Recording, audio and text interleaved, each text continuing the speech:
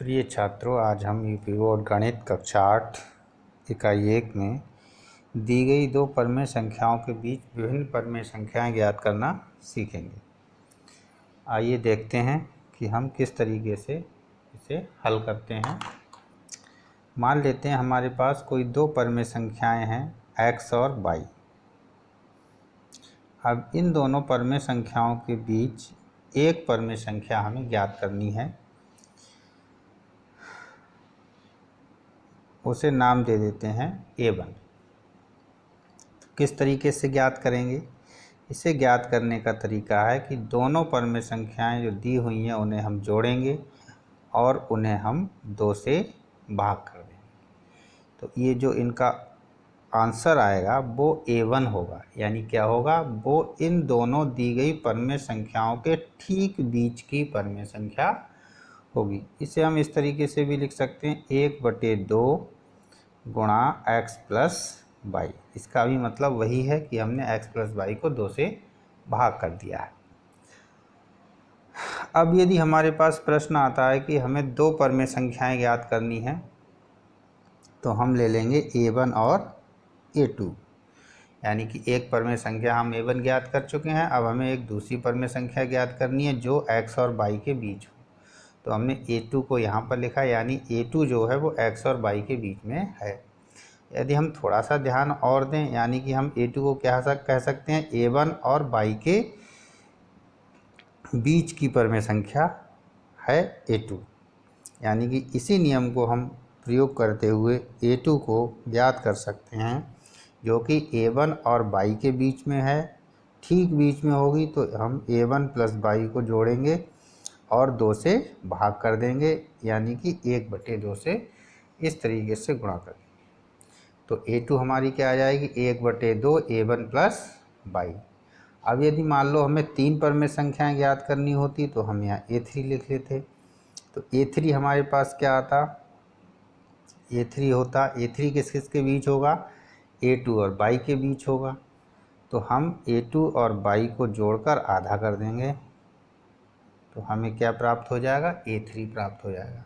इसी तरीके से a4, a5, a6 जितनी भी परमेय संख्याएं हमें ज्ञात करनी होंगी हम ज्ञात कर सकते हैं। आइए एक उदाहरण ले लेते हैं। संख्या ले लेते हैं हम -1/2 और 3/2 के बीच दो परमेय संख्याएं ज्ञात करनी। a1 और a2 दो परमेय संख्याएं हमें यहाँ ज्ञात करनी है। तो a1 और a2 को ज्ञात करने के लिए नियम जो बताया उसी अनुसार चलते हैं। यानी a1 हमारे पास होगा, जो परमेय संख्याएं हैं उन्हें जोड़ के आधा करेंगे, -1/2 प्लस 3/2 इन्हें जोड़ लेंगे और 1/2 लगा देंगे।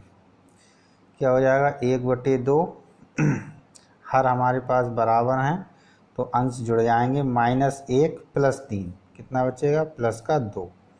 अब 2 से 2 कट सकता है या हम इसे लिख सकते हैं 2/4, 2 एकम 2, 2 दूनी 4, यानी कि 1/2। तो इस तरीके से हमें a1 प्राप्त हो गया। a2 कैसे प्राप्त करेंगे? a2 हमारा a1 और 3/2 के बीच में है। तो a2 को हम लिखेंगे a2 बराबर a1 प्लस 3/2 और इसे 1/2 से गुणा करा देंगे। a1 का मान क्या है? यहाँ पर हमें a1 का मान कितना मिला? 1/2 प्लस 3/2। इसे हल कर लेंगे, हर बराबर हैं तो 2, 3 और 1 4। इसे हल कर लें तो 4/2 दूनी 4, यानी कि 1। तो इस तरीके से हम देखते हैं कि हमें a1 a2 का मान प्राप्त हो गए, या हम कहेंगे 1/2 और 1 ऐसी दो परमेय संख्याएं हैं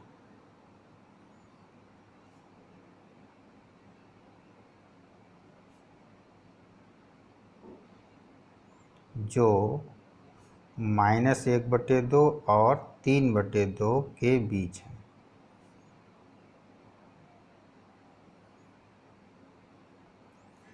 उम्मीद करते हैं बातें समझ में आई होंगी।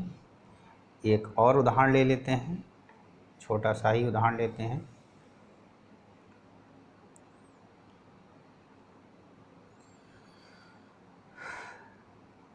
एक बटे तीन और 5/3 के बीच 3 परमेय संख्याएं ज्ञात कीजिए, A1 A2 A3। देखिए भाई सबसे पहले हम A1 ज्ञात करते हैं। A1 ज्ञात करने के लिए A1 हमारा किस किस के बीच होना चाहिए, 1/3 और 5/3 के। तो 1/2 1/3 प्लस 5/3, यानी ये आया 1/2 3 5 और 1 6। इसे हल कर लेंगे, 6 3 दूनी 6, यानी कि कितना आ गया 1। A1 का मान 1 आ गया। इसी तरीके से A2 को हल करेंगे तो A2 हमारा किस किस के बीच होगा, A1 प्लस 5/3, A1 और 5/3 के बीच में होगा, क्योंकि हमें A3 का मान अभी पता नहीं है, इसलिए हम A1 और 5/3 के बीच मानेंगे। तो A2 हमारा होगा A1 प्लस 5/3 और 1/2 से गुणा। A1 का मान कितना आया है, 1 आया है, 1 प्लस 5/3 से हल कर लो, 3 एकम 3 और 5 8, 8/3, 2 एकम 2 2 चौक 8, यानी कि ये 4/3 आ गया। अब हमें A3 ज्ञात करना है। यहाँ देखें A3 किस किस के बीच होगा, A2 और 5/3, और A2 का मान हमें प्राप्त हो चुका है, यानी तो इसे लिखेंगे 1/2 A2 प्लस 5/3। A2 का मान लगा देंगे 4/3 प्लस 5/3, हल कर लेंगे 1/2, 5 और 4 9/3, 3 तिया 9, तो ये हल होके आ जाएगा 3/2। इस प्रकार हमें 3 परमेय संख्याएं 1 4/3 और 3/2 प्राप्त हुई, जो कि 1/3 और 5/3 के बीच में ही होंगी। उम्मीद करते हैं बातें समझ में आई होंगी। आज के वीडियो में इतना ही। अभ्यास करने का प्रयत्न करें, इसी आधार पर अगले लेक्चर में आपको अगली अभ्यास का हल मिलेगा। धन्यवाद।